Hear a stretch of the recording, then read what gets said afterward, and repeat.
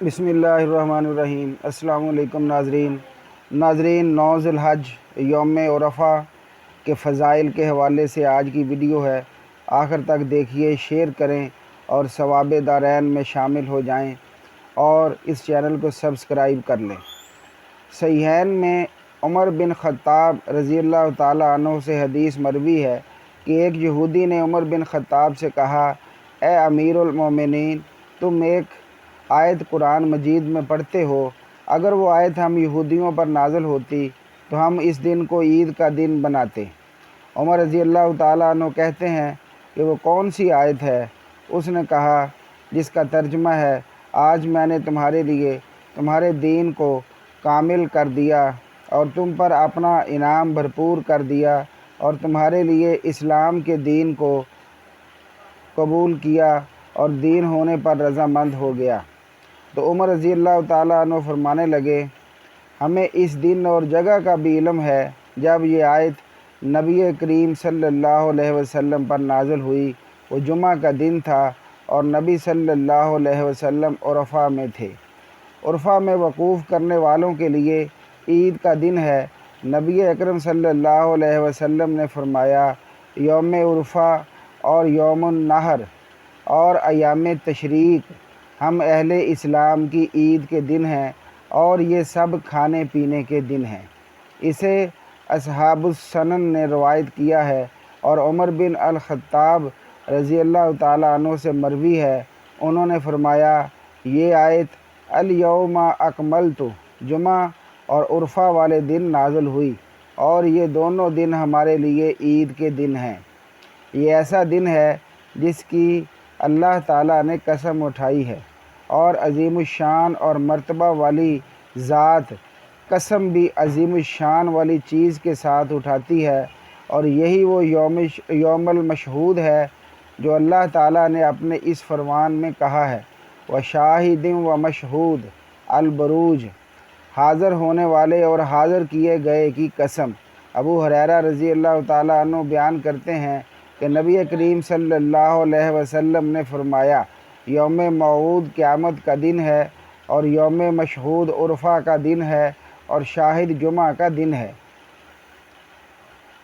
اسے امام ترمذی نے روایت کیا اور علامہ البانی رحمہ اللہ نے حسن قرار دیا، اور یہی دن الوتر بھی ہے جس کی اللہ تعالیٰ نے اپنے اس فرمان میں قسم اٹھائی ہے، والشفع والوتر، اور جفت اور طاق کی قسم۔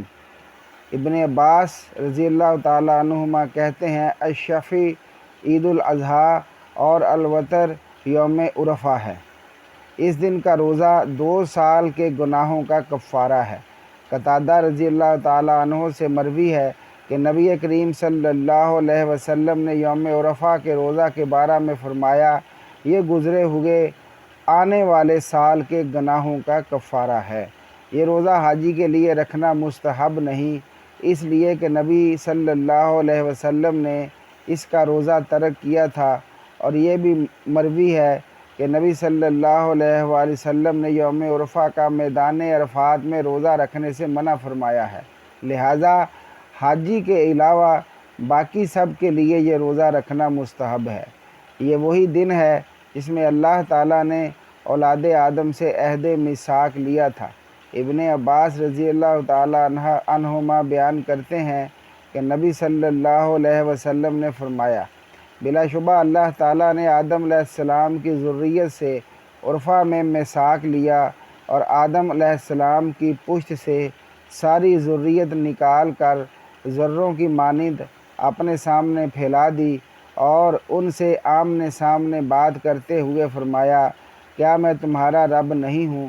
سب نے جواب دیا، کیوں نہیں، ہم سب گواہ بنتے ہیں، تاکہ تم لوگ قیامت کے روز یوں نہ کہو کہ تم تو اس محض بے خبر تھے، یا یوں کہو کہ پہلے پہلے شرک تو ہمارے بڑوں نے کیا اور ہم تو ان کے بعد کی نسل میں ہوئے، تو کیا ان غلط راہ والوں کے فعل پر تو ہم کو ہلاکت میں ڈال دے گا؟ مسند احمد۔ علامہ البانی رحمہ اللہ تعالیٰ نے اس حدیث کو صحیح قرار دیا ہے۔ تو اس طرح کتنا ہی عظیم دن اور کتنا ہی عظیم عہد و میثاق ہے۔ اس دن میدان عرفات میں وقوف کرنے والوں کو گناہوں کی بخشش اور آگ سے آزادی ملتی ہے۔ صحیح مسلم میں حضرت عائشہ رضی اللہ تعالی عنہا بیان فرماتی ہیں، نبی صلی اللہ علیہ وسلم نے فرمایا، اللہ تعالیٰ یوم عرفہ سے زیادہ کسی اور دن میں اپنے بندوں کو آگ سے آزادی نہیں دیتا، اور بلا شبہ اللہ تعالیٰ ان کے قریب ہوتا ہے اور پھر فرشتوں کے سامنے ان سے فخر کر کے فرماتا ہے، یہ لوگ کیا چاہتے ہیں؟ عبداللہ بن عمر رضی اللہ تعالیٰ عنہ بیان کرتے ہیں کہ نبی صلی اللہ علیہ وسلم نے فرمایا، اللہ تعالیٰ یوم عرفہ کی شام فرشتوں سے میدان عرفات میں وقوف کرنے والوں کے ساتھ فخر کرتے ہوئے کہتے ہیں، میرے ان بندوں کو دیکھو، میرے پاس گرد و غبار سے اٹے ہوئے آئے ہیں۔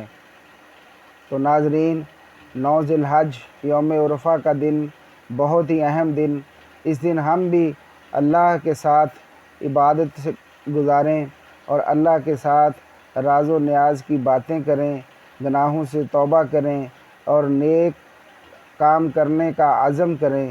اللہ تعالیٰ ہمیں انشاءاللہ تعالیٰ دنیا میں بھی کامیابیاں دے گا اور آخرت میں بھی۔ اللہ عمل کی توفیق دے، آمین۔